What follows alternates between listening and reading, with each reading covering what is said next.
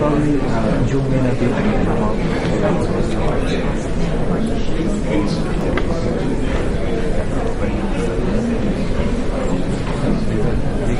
the finance minister, the second one. Okay. On the right. Finance minister. Oh, Prime Minister. No, finance minister. Oh, finance minister. Okay. What do you call this? In America, there is also finance minister. This one is Well, again, good morning, ladies and gentlemen. Welcome to the U.S.-Bangladesh Technology Summit. My name is Joyce Moy, and I will be facilitating this session for you this morning. I'm sure many of you are wondering what happened with respect to the Global Sourcing Forum. I cannot tell you for sure what transpired there, but I can tell you for sure that the leadership of this particular session decided to go forward because the message is so important, because the networks and the linkages that will be made at this forum for us will be so important. So, you are to be congratulated for being here today. I must say that from my standpoint, you are among the visionaries, and let me tell you why. Why is somebody like Joyce Moy, the CEO of U.S.-Bangladesh Partners, so enthusiastic about Bangladesh? The reason is that I went to Bangladesh several times at the behest of my colleague, Mr. Aziz Ahmad. He said to me, go and see for yourself, and so I did. And I have to tell you that I was very impressed. Bangladesh reminds me of China. Back in the late 70s, I went to China shortly after relations were renewed between the U.S. and China. And the energy and the possibilities, that sense of hope, that sense of a great future struck me immediately. It took me less than 24 hours to decide that I wanted to engage Bangladesh. I was so enthusiastic that I called a colleague of mine from Korea. He too decided to come and take a look for himself. And just as Aziz said, he too was impressed. Within 2 days, he said to me, my God, this reminds me of Korea back in the 1960s.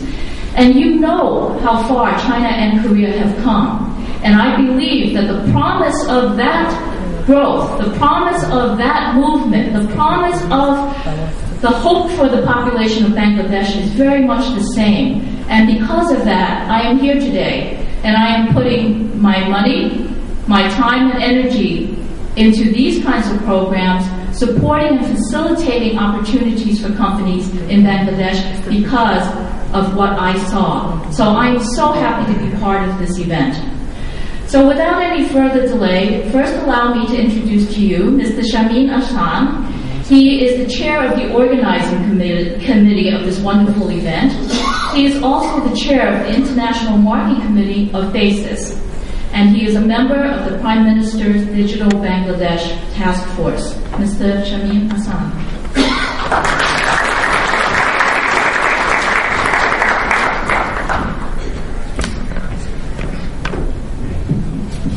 Thank you, Dr. Joyce Moy. Distinguished guests, ladies and gentlemen, on behalf of the organizing committee, I would like to welcome you all to U.S.-Bangladesh Technology Summit 2010.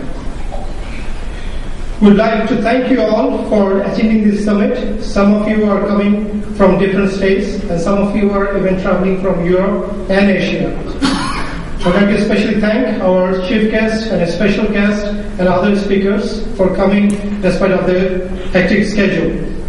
I would also like to thank U.S.-Bangladesh Partners and Export Promotion Bureau of Bangladesh for co-organizing this event with BASIS, which is Bangladesh Association of Software and Information Services.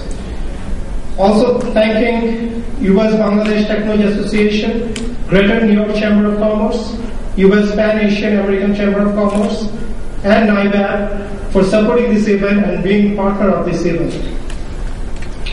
Distinguished guests, the Honorable Prime Minister of Bangladesh has given a vision to build digital Bangladesh by the year 2021.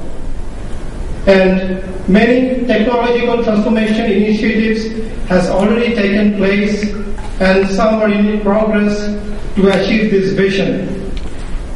And that creates tremendous opportunities for US companies, which we'll discuss in this session, which is rapid technological transformation of Bangladesh and opportunities for US companies.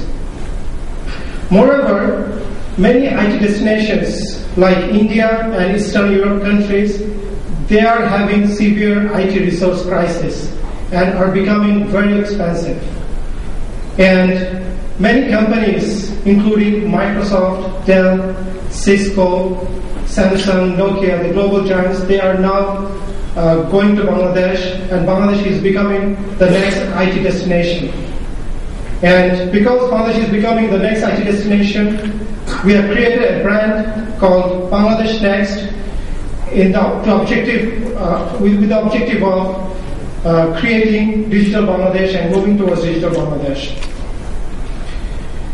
In conclusion, I would like to say this Students' Summit is just a new beginning to take the technological collaboration between these two friendly countries, US and Bangladesh, to the next level.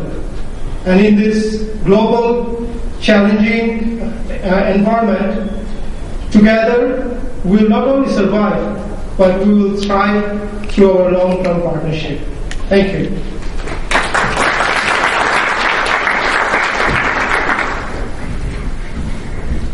And now it is my pleasure to introduce to you our keynote speaker for today, Mr. Sajid Wajet. He is the creator of the Digital Bangladesh Initiative. Mr. Wajet.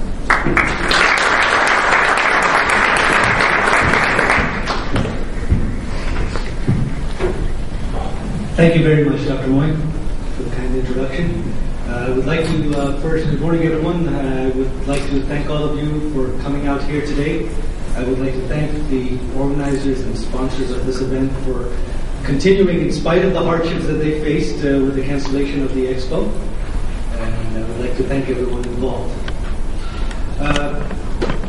I would like to present a small presentation to you. It's not going to be, I'm not going to talk a lot, so we can give you more time to ask questions later. Now, most of you are familiar with outsourcing. India is now the largest IT outsourcing destination in the world. It is the world's largest IT exporter. They export over $50 billion worth of IT software systems services a year. Question is, why Bangladesh? And that is what I'm hoping to tell you today. First, a brief introduction to the country itself. For those of you who are not familiar with Bangladesh, it is actually, in fact, the 7th largest country in the world in terms of population. It is not a small country. There is a tremendous labor pool, mostly unskilled, but there is a very, very quickly growing skilled labor pool. Bangladeshi doctors, engineers are working around the world. If you go to Johns Hopkins, if you go to the Middle East, many of the top talent are from Bangladesh. You can look around amongst you as well. Many of your IT executives, IT professionals right here in the U.S. are from Bangladesh. Now, the country most people know of is a poor country.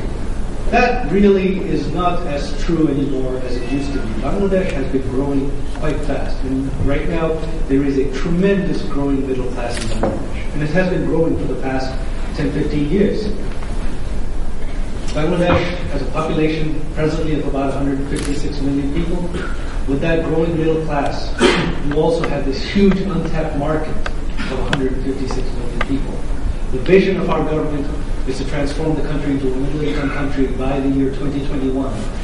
So within the next decade, you have this huge potential market, half the size of the U.S., just waiting there. Bangladesh has been growing, right now it is growing at about 6.5%, which is ahead of most countries coming out of this recession. And the government is presently targeting 8 to 10%, and we believe it is very, very achievable within the next few years. And what most people don't know is Bangladesh is actually ahead of South Asia in most socioeconomic indicators. In fact, we are ahead of India. We are ahead of India in the women's enrollment rate. We are ahead of India in infant mortality rate. In many other such indicators, we are significantly ahead, and we're far ahead of any one of our neighbors.